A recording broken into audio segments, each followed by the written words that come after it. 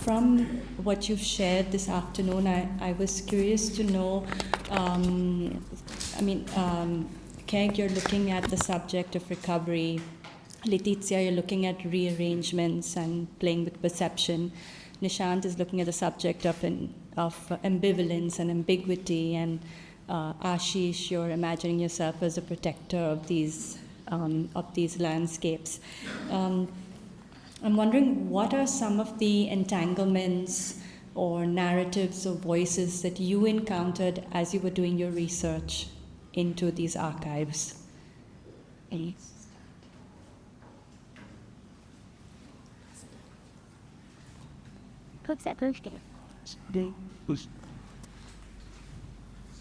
So during my research, I encountered some complex web of narratives and relationships of the Kazan lands, wherein the people, their stories, the myths, and other folklores have made their way into my works and become my voices. So, as part of your research, you mentioned that you met with a lot of the farmers and fishermen who are living there and working at the Kazans. Could you share a little bit about the relationships that you developed and over these months as you spent time at these spaces? Yeah, so as I've spent a lot of time in these areas, so I met some people and spent a lot of time with them. So people like Uday Mandrikar and Babush Borkar. So they have told me many stories about their experiences, their memories from childhood. So these stories have inspired me. And do they know about the work that I have invited them.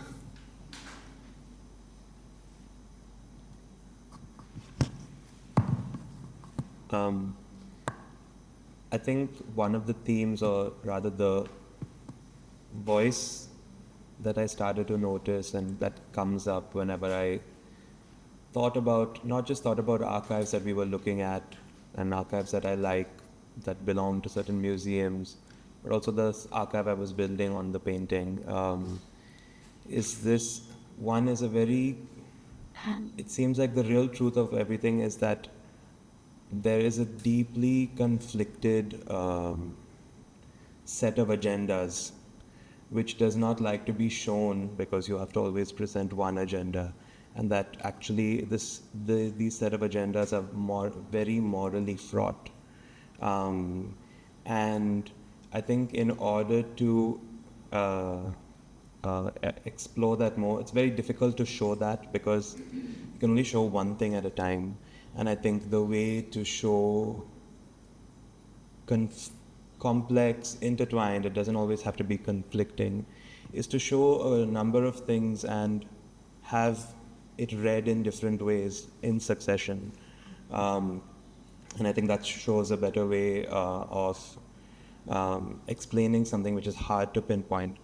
And I think because I was looking at morality, and which ties also into that idea of power within the archive. I think the ghost that kept coming up was the ghost of culpability.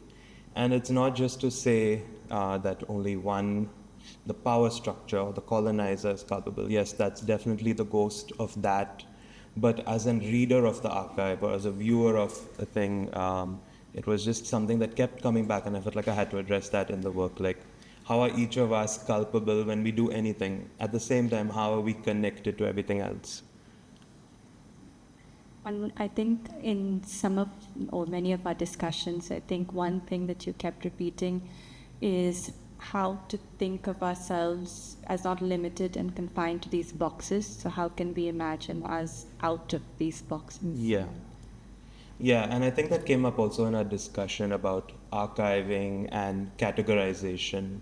But then I felt like as artists, it's our job to actually show precisely how things are not so easily categorizable, and at the same time, at least push the boundaries of what can be categorized.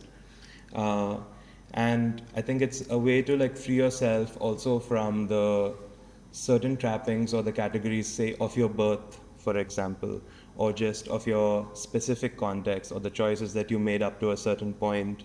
And it's a way which you can, it helps me, for example, step out of my personal art practice and work in environmentalism in Goa, because that's also something I care about. And that's where actually things get messier and much more on the ground than when actually I'm just sitting at home and thinking or painting. And I feel that you can do both. And I think that's where the boxes came. It became really important to show the boxes and then to show how the characters could stay in them or also like move in and out of them, and that the boxes itself could change shape a bit. Yeah, and this idea of imagining different kinds of taxonomies, it's very prevalent in your work with the 130 boxes, and each of them inhabited by different characters, and within those characters there are these different stories that play out, but also in Leticia's and even Keg's and Ashish, where each of you are creating these imagined taxonomies, right? In a way, like Keg, you're looking at, I mean, you've drawn each of these plants that you're recovering or sort of returning back to its source. Yeah, I think for me the kind of voices have been this source of learning. Like this project in general for me has been quite a lot of learning about my own cultural heritage as someone who was raised, across the Indian Ocean in a very different place. I've always had this cultural removal, and as recent migrants, we weren't really able to. Like the first time I came to India, I was 12. So there's all my cultural knowledge was filtered through my parents and other family and friends. We had a big Goan community there, but still my everyday wasn't that. Returning to looking at this project and this archive has become quite from something that's a 15th century colonial archive has become quite a personal project, sort of, connecting with a lot of family to try track down my mum's cousin's tribal medicine book, to, even having those conversations with family across the globe about her work as well has been really interesting learning. So these other voices that have come up have been like deeply personal, but driven by in sort of looking at this colonial archive, which I think is interesting, and also even in the strange process of having a bilingual book prioritising Konkani, which is not a language I speak. So even that process for me is, it's quite confronting, kind of realising, unpacking that sort of and learning from a culture that you feel really connected to, but also very far from. Yeah, and I think these are some of the conversations that we've had, right? And the entanglements are messy. They're not always, we don't always see in the same way. Like I was very interested in how this knowledge had traveled, how it had traveled from one part of Asia to the South America, and at the same time, certain kinds of material were sort of like if in India there was there was a certain kind of material that was used by artisans, and the same was done in, say, the Andes or other parts of South America. So for me, that was interesting, how knowledge moved, and also looking specifically at this non-European agency as makers of this knowledge. So for me, that was really interesting. But also looking at how we play with perspective, and I think Leticia, also you bring that in, where you're looking or encouraging us to look at what might have been before and what might have been after in your sort of rearrangements or your play of perception. Responding to that, it just made me think about how some of these plants in the archive aren't through that process of translation, we learnt that they don't readily grow here anymore. And so it really highlighted that knowledge that has been lost, but also archived across the world.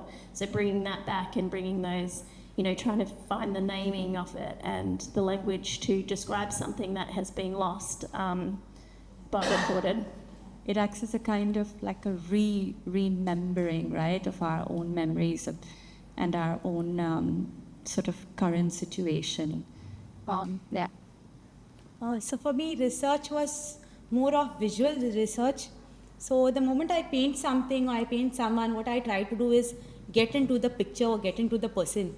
So when I was painting these couples, the thing was I couldn't be the man, but I painted him. But when I was painting all these females, I got into them, and the question that kept coming up is, why is he coming with all his bag and baggage? You know, like, why is he coming with his sword and with his shield and all of these things to meet me? So that's why I tried to get all of these couples to meet like in a garden scenario where everything was all chilled out. So that is what I tried to do, and my rearrangement was actually a part of that, trying to ask these questions like what if. So that is what I tried to do in my picture.